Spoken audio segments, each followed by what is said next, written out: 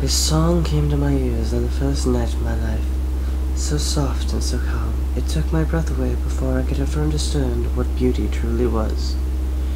Every night that voice returned, and yet my eyes were weak, and my mother's warm embrace lulled me to rest till I was stronger. And as the days rolled past, my eyes did indeed grow stronger, and that strange voice returned every night without waver. His melody brought the hearts of my father and mother to peaceful bliss, and our rowdy neighbors to a serene still. Though I was but a kit, courage welled in my puny chest every time I heard his tune. My eyes could not believe the source when they first spotted him, a creature I had never seen before, for he was not kin of mine, nor a creature of 4 legs. No words I possessed could describe his form or his breed, yet the song he sang drew me in, and for all my fears of the unknown, I stepped up to him. My tiny frame was nothing more than a feather in the riverbank compared to the male's massive size. Yet I came close to him, and I meowed my own song. The creature cracked a smile and joined in the tune that I led, and on that night it was not he, but I, who sang my brood their lullaby. Indeed, this went on for many years, and my siblings, the one not born when I first met the creature, joined with me in the nightly songs. However, no one knew that when I disappeared in the early mornings, it was to walk beside him as he wandered the forest.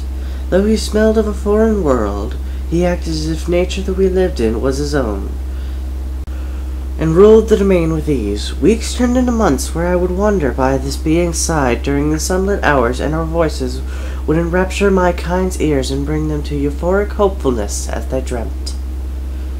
True, there were times where tears streamed from his face, and all I could do was mew and wet my paws as I tried to wipe away his sorrow. Yet the creature always laughed and spoke to me in a strange tongue of his. My actions returned his smile, and thus each time his eyes leaked, I was by his side to steal the suffering from his flesh.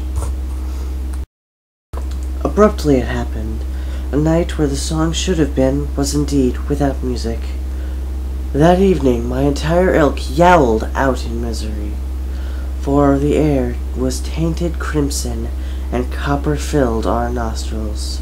I led the search myself, and my heart sank to the lowest it has ever fallen when my eyes laid upon his form.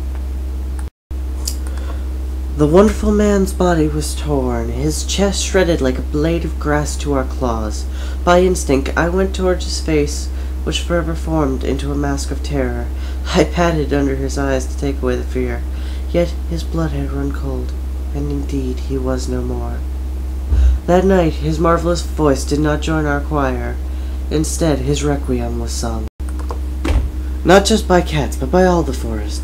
All the voices of every breed, be they predator or prey, sang up to the moon a song of mourning for a soul that had left this world, and a song for which the world had lost.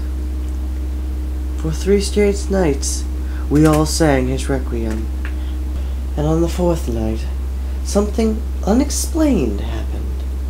I stood where he and I once stood, and I ready to start the first note. A voice took my place. My ears twitched at this voice, for it was strange, yet my heart and soul knew it well. I turned and saw none of my kin stood near. All that stood close was a single feline that my eyes had never witnessed before. His pelt was sparkling silver, as if the very stars rested in his fur. He opened his maw once more to sing, and I felt myself begin to weep as I heard the tune that I had heard only once before, on the day that I was born, that this feline before me now sang. I stepped closer, just as I had when I was much younger, and face to face with the other cat, he smiled at me. "Little brother, I'm so sorry to have made you weep. I'm so sorry you sang without me, and that I fill our kin with sorrow. Come, tonight we'll sing together, as brothers." And indeed we did. No other voice rose above a whisper as our melody washed over the woods, and a blissful rest came to all. As the night's promising rest crept over me, I saw him lie down next to me and felt his body warm mine. For though I knew the man had died, his spirit was still with me. Rest, brother, for when you wake, we have the world to explore.